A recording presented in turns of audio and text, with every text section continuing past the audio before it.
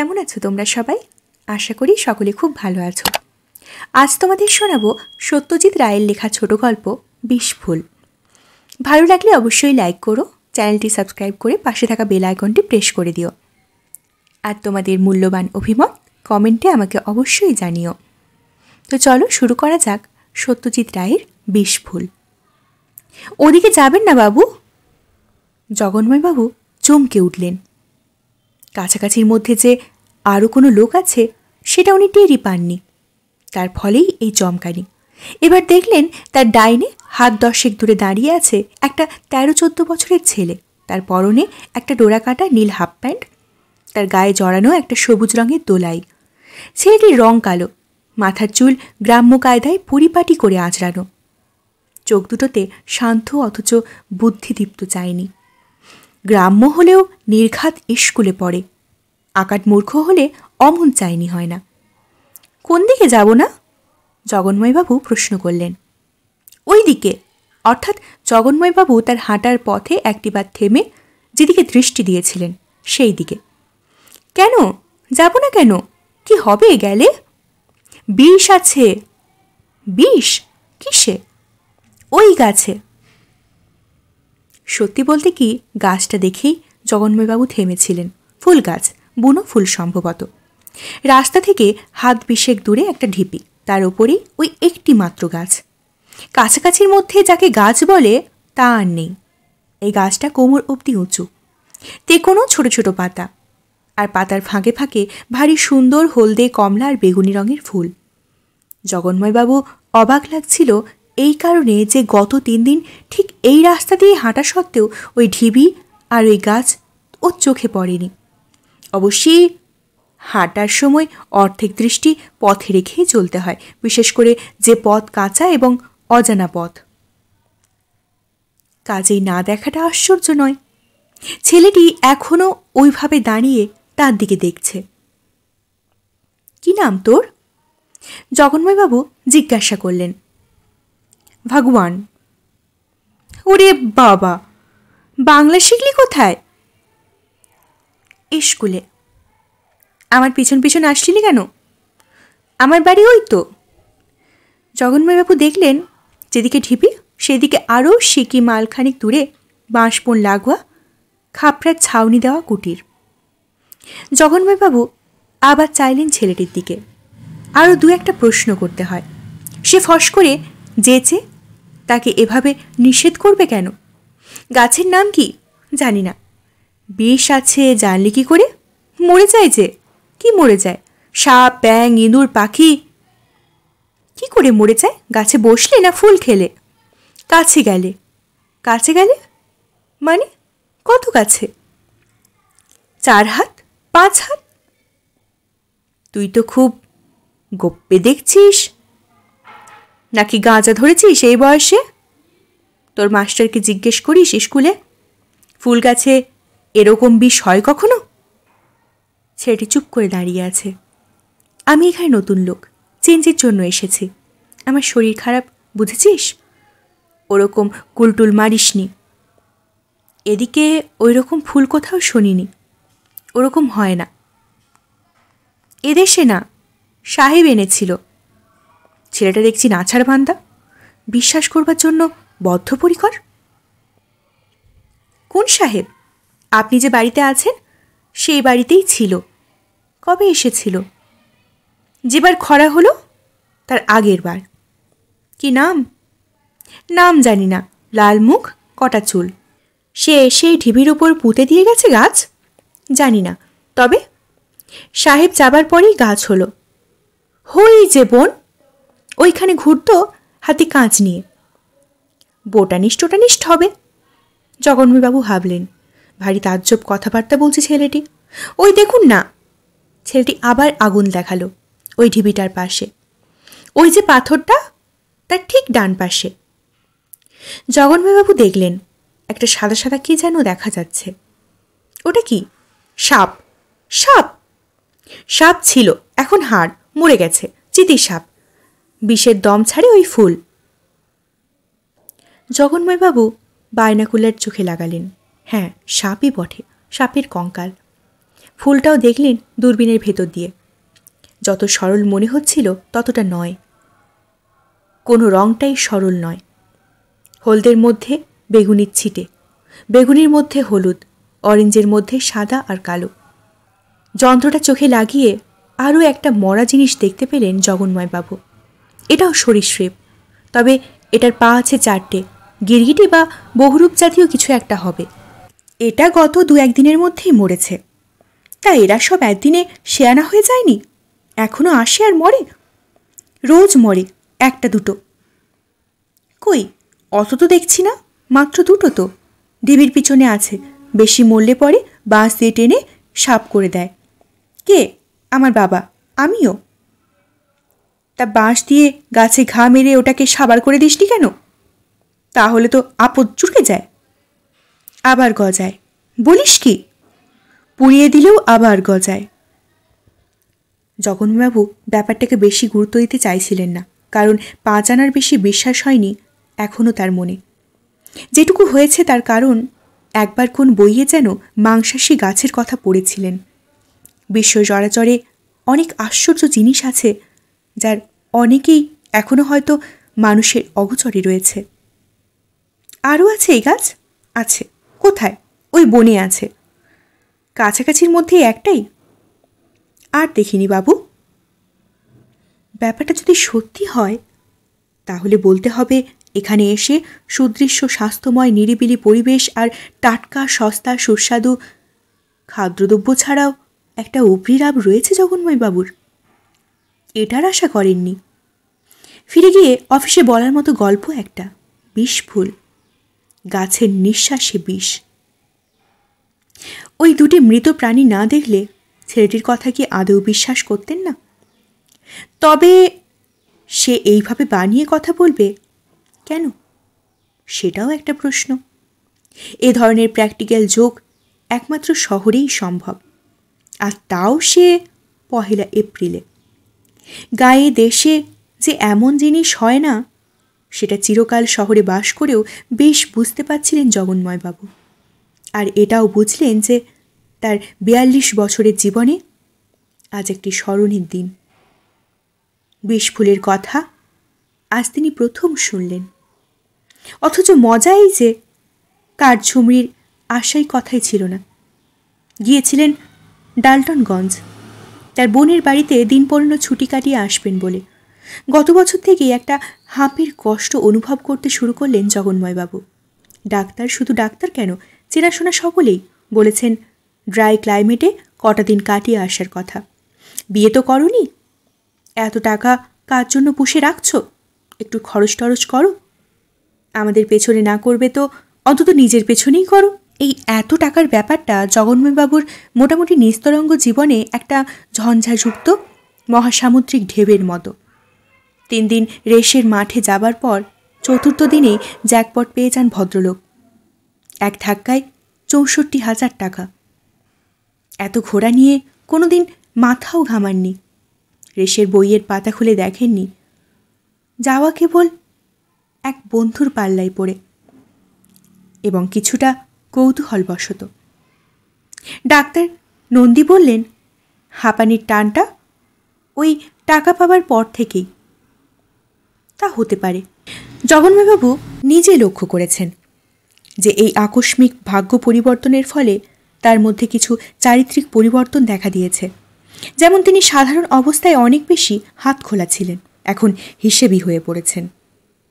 গাড়ি কেনার সামর্থ্য হয়েছিল, কিনেও কেনেননি। বন্ধুদের ভোজ দেবেন বলে শেষ পর্যন্ত সন্দেশের ওপর সেরেছেন। আদরের ভাইপো তিলুর জন্মদিনের জন্য 44 টাকা দামের রেলগাড়ির দর করে পয়সা বার করার সময় মদ বদলে 27 টাকার কিনেছেন। শুকনো ক্লাইমেটে দিন 15 কাটিয়ে আসার পরিকল্পনাটা যখন মাথায় এলো, তখন বন্ধুরা অনেকেই অমুক জায়গায় অমুক হোটেলে অমুক টুরিস্ট লজের কথা বলেছিল। সে সবই জগন্ময়বাবুর স্বার্থের মধ্যেই ছিল, কিন্তু শেষ মুহূর্তে তিনি খরচ বাঁচিয়ে ডালটনগঞ্জে বোনের কাছে যাওয়াই স্থির করেন। সেখানেই থাকতেন পুরো ছুটিটা, কিন্তু 2 ভাগ্নের একসঙ্গে চিকেন পক্স হওয়ায় ভগ্নিপতি নিজেই বললেন, এবার কাঠঝুমরিতে মোর সাহেবের বাংলোটা খোঁজ করে দেখুন না। বিলিতি টাইপের বাংলো, খাওয়া দাওয়া সস্তা আর ভালো, চেঞ্জও হবে বিশ্রামও হবে। অবশ্যই সাহেব আর নেই, মাস 4 হলো মারা গেছেন, তবে গিন্নি আছেন, এখানেই থাকেন। ওটা ভাড়া দেন, ওদের বাংলো, এটা আমি জানি। বুড়ি মিসেস মোর কোনো আপত্তি তোলেননি, তবু বলেছিলেন, এদিকটা তো আমার স্বামীই দেখতেন, ওর কয়েকজন বাঁধা খদ্দের ছিল, তবে তাদের তো কোনো চিঠি বা টেলিগ্রাম দেখছি না। তোমায় দিতে আপত্তি নেই, তবে 15 দিনের বেশি আমি থাকতে দিতে পারবো না, ভেরি সরি। তার প্রয়োজন হবে না। 3 দিন ডাল্টনগঞ্জে থেকে এই সবে 3 দিন হলো গত শুক্রবার জগন্ময়বাবু মুর সাহেবের বাংলোটাতে এসে উঠেছেন, আর এসেই বুঝেছেন যে তার মতো মানুষের পক্ষে ছুটি কাটানো আর এর চেয়ে ভালো জায়গা হয় না। প্রথমত ক্লাইমেট, এসে অবধি একদিনও নিঃশ্বাসের কষ্ট হয়নি। দ্বিতীয়ত কলকাতার মানুষ জগন্ময় বাড়ি কল্পনাই করতে পারেননি যে tram, bus, lorry, taxi, radio, telephone, television, cinema, মানুষের কোলাহল ইত্যাদি বাদ দিয়ে গেলে কি আশ্চর্য টনিকের কাজ হয়। এখন বুঝতে পারছেন যে কলকাতার মানুষ সবসময় কোণঠাসা। সত্যি বলতে কি, হাত পা ছড়ানো যে কাকে বলে সেটা তিনি বুঝেছেন কাঠঝুমরিতে এসে। মুর সাহেবের বাংলো প্রথম দর্শনেই জগন্ময়বাবুর মনটা ভালো করে দিয়েছিল। দূরে পিছনে পাহাড়ের লাইন, তারপর এগিয়ে গেলে প্রথমে বন, বনের পর অসমতল প্রান্তর, তার এখানে ওখানে ছড়ানো ছোট বড় টিলা, আর আরও এগিয়ে গেলে লম্বা লম্বা গাছ, পেছন দিকে দাঁড়িয়ে আছে চিমনি, আর টালির ছাদওয়ালা বিলিতি পোস্টকার্ডের ছবির মতো মুর সাহেবের বাংলো। সেই বাংলোর বারান্দা পেরিয়ে ভেতরে ঢুকে ঘরগুলো ছিমছাম চেহারা, আসবাবের পরিপাট্য, জানলা ও দরজার পর্দার নকশা ইত্যাদি দেখে জগন্ময়বাবুর বিশ্বাস হলো যে রেসের মাঠে জ্যাকপট পাওয়াচ্ছে ছুটি ভোগের জন্য এমন বাংলো পাওয়া খুব কিছু কম ভাগ্যের না। এখানে এসে জগন্ময়বাবু তার দিনের রুটিন ঠিক করে নিয়েছিলেন। সকালে ঘুম থেকে উঠে চা খেয়ে হাঁটতে বেরোন, ফিরে এসে ব্রেকফাস্ট, তারপর বাংলোর বারান্দায় বা সামনের কম্পাউন্ডে বসে ম্যাগাজিন পাঠ। খান 25 রিডার্স ডাইজেস্ট নিয়ে এসেছেন তার বোনের বাড়ি থেকে। তারপর স্নান খাওয়া সেরে দিবানিদ্রা। বিকেলে চায়ের পর আবার পদব্রজে ভ্রমণ। রাত্রে 8:30টার মধ্যে খাওয়া শেষ করে ঘুম। আর সকালে বেরিয়ে ফিরে এসে চৌকিদার বনোয়ারিকে জিজ্ঞাসা করলেন বিষফুলের কথা। অবশ্যই প্রথমেই ফুলের কথাটা না জিজ্ঞাসা করে সেদিকে অগ্রসর হবার একটা রাস্তা তৈরি করে নিলেন। ভগবান বলে, কোনো ছেলে আছে চেনো? হ্যাঁ বাবু, ভিখুয়া কা লড়কা। ভিখুয়াকে? চৌকিদার বলল, ভিখুয়া কাঠের মজুরি করে, চৌধুরীবাবুদের কাঠের গোলা আছে এই কাঠঝুমরিতেই, সেখানে কাজ করে। ভগবানের বাড়ির দিকে রাস্তার ধারে এরকম ফুল গাছ আছে যে গাছ নাকি বাতাসে বিষ ছড়ায়। হ্যাঁ বাবু, কথাটা সত্যি। মার যাতা হ্যাঁ সাপ, চুহা, বিচ্ছু, উচ্ছু। বনোয়ারি রুটি আর ডিমের অমলেট রেখে টিপট আনতে গেল। এখানে এক সাহেব এসেছিল বছর 3 আগে। বনোয়ারি ফিরে এলে পর জিজ্ঞাসা করলেন জগন্ময়বাবু। বনোয়ারি বলল, সাহেব এসে থেকেছে এখানে। এককালে মুর সাহেব গিন্নিকে নিয়ে নিজেই আসতেন প্রতি শীতকালে। 3 বছর আগে কোনো সাহেব এসেছিল কিনা বনোয়ারির মনে নেই। জগন্বাবু ঠিক করলেন বিকালে একবার বাজারের দিকে যাবেন। বাজার পান্নাহাটে, এখান থেকে মাইল 2। রেল স্টেশনও সেখানেই। এখানে আসতে হলে স্টেশন থেকে সাইকেল রিক্সা নিতে হয়। পান্নাহাট থেকে ট্রেন ধরে সোজা ডাল্টনগঞ্জ যাওয়া যায়। প্রথম দিন এসেই জগন্ময়বাবু একবার বাজারের দিকে গিয়েছিলেন। 2 জন বাঙালির সঙ্গে আলাপ হয়েছে, পোস্টমাস্টার নূরবিহারী মজুমদার আর পবিত্রবাবু বলে এক ভদ্রলোক, যিনি রয়্যাল হোটেলে উঠেছেন। মিঠে পানির খোঁজ করতে গিয়ে ভদ্রলোকের সঙ্গে আলাপ।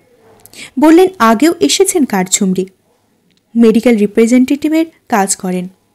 রয়্যাল হোটেল নাকি নামেই হোটেল, বলতে পারেন 3 স্টার সরাইখানা। মনে হলো বেশ রসিক লোক। বয়স 30-35-এর বেশি না। আপনি উঠেছেন কোথায়? কাঠঝুমরিতে তো থাকবার জায়গা নেই। চৌধুরী কোম্পানির কারোর সঙ্গে চেনা আছে বুঝি? আগে না, আমি উঠেছি মুর সাহেবের বাংলোতে। ও, ওই শিশু গাছে ঘেরা কটেজ বাড়িটা? জগন্বাবু বললেন, যে গাছে ঘেরা ঠিকই, তবে শিশু কিনা বলতে পারবেন না। দেখে তো বুড়ো বলেই মনে হয়। আমি মশাই 100% শহুরে। বড় জোর আম জাম কলা নারকেল আর বট অসত্য চিনতে পারি, তার বাইরে জিজ্ঞাসা করলে মুশকিল। এই পবিত্রবাবু আর নূরবিহারীকে আজ একবার জিজ্ঞাসা করে দেখতে হবে। চৌকিদারের কনফার্মেশন যথেষ্ট নয়। আসলে জগন্ময়বাবু কলকাতায় গিয়ে এই বিষফুলের বিষয়ে কিছু লিখতে চান, এখনও পর্যন্ত কেউ লেখেনি। এই একটা ব্যাপারে পায়োনিয়ার হবেন তিনি। নূরবিহারীবাবুকে জিজ্ঞাসা করে বিশেষ ফল হলো না। বললেন, আমি মশাই সবে লাস্ট ইয়ারে বদলি হয়ে এখানে এসেছি। স্থানীয় সংবাদ বিশেষ আমার কাছে পাবেন না, আপনি বরং আর কাউকে জিজ্ঞাসা করুন। পোস্ট অফিস থেকে জগন্বাবু এলেন বাজারের দিকে। পান কেনা আছে, আর যদি একটা এক্সারসাইজ বুক পাওয়া যেত তো কাজের হবে। লেখার জন্য তৈরি হতে হবে তো। কলম আছে সঙ্গে, খাতা আনেননি। পবিত্রবাবুর সঙ্গে দেখা হয়ে গেল একটা চায়ের দোকানের সামনে। বেঞ্চিতে বসে বাংলা খবরের কাগজ পড়ছেন। বললেন, আসুন চা খান। ওই ভরদ্বাজ 2 কাপ। একের জায়গায় 2। জগন্বাবু সোজা আসল প্রশ্নে এলেন, আপনি বিষফুলের নাম শুনেছেন? পবিত্রবাবু কাগজটা ভাঁজ করে জগন্বাবুর দিকে চোখ তুললেন। হলদে কমলা বেগুনি? তালহাট যাওয়ার পথে ডান দিকে রয়েছে তো একটা ঢিবির উপরে। আপনি তো সব জানেন দেখছি। বললুম তো 4 বার ঘুরে দেখেছি এখানে। বছর 2 থেকে দেখছি ওটা। প্রথম দিন দেখি সেদিন ঢিবির পাশে একটা আস্ত শুয়োরখানা মরে পড়েছিল। বলেন কি? তা এই নিয়ে আপনি কাউকে বলেননি কিছু? আপনি তো কলকাতার লোক, কাগজে টাগজে। পবিত্রবাবু উড়িয়ে দিলেন, বলবার কি আছে মশাই, প্রকৃতির খামখেয়াল কত রকম হয়, সব কি আর কাগজে লেখে? আরও কত হাজার রকমের বিষ ফুল, বিষ ফল, বিষ পোকা, বিষ পাখি রয়েছে পৃথিবীতে, কে জানে। আরে মশাই, কলকাতাতে বাস, সেখানের হাওয়াটাই বিষাক্ত। প্রতি নিঃশ্বাসে 5 সেকেন্ড করে আয়ু কমে যাচ্ছে। সেদিন দেখলুম কোথায় জানি লিখেছে, সেখানে ফুলের বিষ নিয়ে নাকি কে মাথা ঘামাতে গেছে মশাই। কিন্তু এখানকার লোক, এদের পক্ষে তো এটা একটা ডেঞ্জার মশাই। কাছে না ঘেঁষলেই হলো, 5-7 হাত দূরে থাকলেই সেফ। এখানে সবাই এটা জানে। জগন্বাবু চা খেয়েই উঠে পড়লেন। অক্টোবরের মাঝামাঝি, সূর্যি ডুবলেই ঝপ করে ঠান্ডা পড়ে। সর্দি গরমির রিস্কটা না নেওয়াই ভালো। চায়ের দোকানের পাশেই একটা মনোহরের দোকান থেকে খাতা কিনে ভদ্রলোক যখন বাড়ি ফিরলেন তখন 6:15। মনে বেশ একটা উত্তেজনা অনুভব করছেন তিনি। পাকা কনফার্মেশন পাওয়া গেছে, এবার উনি স্বচ্ছন্দে লিখতে পারেন। লেখাটা কোনো উদ্ভিদ বিজ্ঞানীর দৃষ্টি আকর্ষণ করলে একটা বড় কাজ হবে। কাঠঝুমরির নামটাও লোকের জানা উচিত। ট্যুরিস্ট ডিপার্টমেন্ট জানে কিনা নামটা মনে তো হয় না। লেখার অভ্যেস নেই, তাই খাতা খুলে হাতের কলমের ওপর থুতনি ভর করে 8 ঘন্টা বসে থেকেও কোনো ফল হলো না। এত চট করে হবে না, হাতে আরও 10 দিন সময় আছে। ধীরে সুস্থে ভেবেচিন্তে লিখতে হবে। বিষফুল নামটা 2 বার আপন মনে উচ্চারণ করলেন জগন্ময়বাবু। বিষফুল এই নামের লেখা লোকে না পড়ে পারবে না। আজ আর বাইনোকুলার দরকার পড়ল না। সকাল 7টার সময় ঢিবিটার কাছে পৌঁছে রাস্তা থেকে খালি চোখেই জগন্ময়বাবু যে মৃত প্রাণীটা দেখতে পেলেন সেটা হলো একটা খরগোশ। মরা সাপের কঙ্কাল আর মরা গিরগিটিও এখনও রয়েছে। মৃতের সংখ্যা আরও বাড়লে হয়তো জায়গাটা পরিষ্কার করবে এসে ভগবান বা ওর বাপ। জগন্ময়বাবু হিসাব করতে গেলেন গাছটা কত দূরে হবে রাস্তা থেকে। 20 হাত 25 হাত। তার একটা অদম্য ইচ্ছে একটু এগিয়ে গিয়ে গাছটাকে আরেকটু ভালো করে দেখার। 5 হাতের বেশি কাছে না গেলেই তো হলো। কিন্তু ওই ছোকরা অনুমান যদি ভুল হয়, যদি 7 হাত 8 হাত দূর পর্যন্ত ফুলের প্রভাব পৌঁছায়। জগন্ময়বাবু ঘাসের ওপর দিয়ে 3 পা গিয়ে আবার পিছিয়ে এলেন। সাপ, খরগোশ, গিরগিটি, শুয়োর, পোকামাকড়ের কথা ছেলেটা বলেনি। ফড়িং, পিঁপড়ে, মশা, মাছি এই সবই কি ওই গাছের বিষে মরে, না ছোট জিনিস রেহাই পায়? আর বড় জিনিস? তার লেখার জন্য এগুলো জানা দরকার। আর ছেলেটাকে দেখছেন না, একবার তার বাড়ি যাবেন নাকি? একটা ইন্টারভিউ করবেন তাকে, যেমন অনেকেই খবরের কাগজে করে। প্রশ্নটা মাথায় আসতেই মনে হলো তারা নেই, সব হবে ধীরে সুস্থে। হাতে আরও 7 দিন সময়। এখানে জলটা ভালো, তাই খিদে হয় প্রচুর। ব্রেকফাস্টের কথা চিন্তা করতে করতে জগন্ময়বাবু বাড়ি ফিরলেন। বাঁশের বেড়া দিয়ে ঘেরা বিশাল কম্পাউন্ড, দুটো কাঠের গেট, একটা পশ্চিমে একটা উত্তরে। উত্তরের গেটে যেটা দিয়ে জগন্ময়বাবু এখন ঢুকলেন, এখনও একটা কাঠের ফলকে মূর সাহেবের নাম রয়েছে। গেট দিয়ে সোজা রাস্তা দিয়ে কটেজের সামনে বারান্দায় শেষ হয়েছে। বড় বড় গাছগুলো, যেগুলো পবিত্রবাবু শিশু বললেন, সেগুলো কটেজের পেছন দিকে। এদিকে দক্ষিণে যে দুটো বড় গাছ রয়েছে সেগুলো শিশু নয়, কিন্তু ওগুলোর নামও জগন্ময়বাবু জানেন না। এর মধ্যে যেটা দূরের গাছ, সেটার ডালপালাগুলো প্রায় সাদা আর বেশ ছড়ানো। গুঁড়িটা কালো হলে হয়তো আরও সহজে চোখে পড়ত, কিন্তু সাদা হওয়া সত্ত্বেও খুব বেশি দূরে নয় বলে গুঁড়ির পাশের চেনা গাছটা জগন্ময়বাবু দৃষ্টি এড়াল না। সেই একই গাছ, একই বিচিত্র ফুল, বিষ ফুল। জগন্ময়বাবুর পেট থেকে খিদেটা ম্যাজিকের মতো উবে গেল। এই গাছ কাল ওখানে ছিল না। জগন্ময়বাবু ওই সাদা গুঁড়িটা থেকে হাত 10 দূরে বনোয়ারিকে দিয়ে ডেক চেয়ারটা আনিয়ে তাতে বসে রোদ পোয়াচ্ছিলেন। তখন তার কোনো কাজ ছিল না, কেবল শরৎকালের মিঠে রোদটা উপভোগ করা। তার চোখ তখন চারিদিকে ঘুরছে, এমনকি সাদা গুঁড়িটার দিকেও। এটা মনে আছে, কারণ জগন্ময়বাবু তখন মনে হয়েছিল গুঁড়িটার রঙের সঙ্গে ইউক্যালিপটাসের গাছের রঙের মিল আছে। ওই আরেকটা গাছ ওর চেনা, ওটা কি একটা পাখি? খয়েরি রং, মাথা থেকে ল্যাজের ডগা অবধি, শালিকের চেয়ে ছোট। পাখিটা মাটিতে খুঁটে খুঁটে কি যেন খাচ্ছে, আর মাঝে মাঝে খাওয়া থামিয়ে মাথা তুলে চিরিক চিরিক ডাকছে। ওই ফুল গাছটার হাত 10 মধ্যে। এবার দুটো লাফ মেরে পাখিটা ফুল গাছটার দিকে আরও এগিয়ে গেল। জগন্ময়বাবু আর অপেক্ষা না করে সজোরে দুটো তালি মারলেন। পাখিটা তীক্ষ্ণ শিস্তিতে উড়ে পালিয়ে গেল। জগন্ময়বাবু হাঁপ ছেড়ে বাঁচলেন, কিন্তু গাছটা তো রয়েই গেল।